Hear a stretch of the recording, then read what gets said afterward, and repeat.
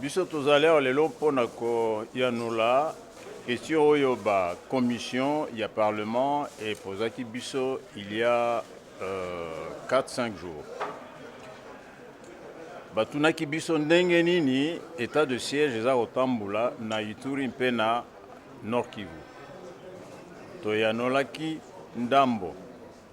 Mais commission amonaki que il faut tozonga lelo pona koyanula penza tina suka.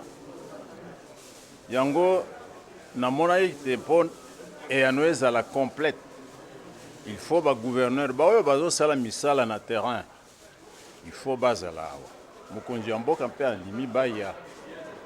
Baye lelo basololi bapesi ma yano nyonso oyo ba député bazalaki kozela pe ba député bandimi bamoni ke ya solo ndenge tolobaki ndenge toza kosala mosala ndenge wana nde esengeli il faut tokomba to améliorer na ba conseil na bango ti mosala ya état de siège objectif esala ezwama.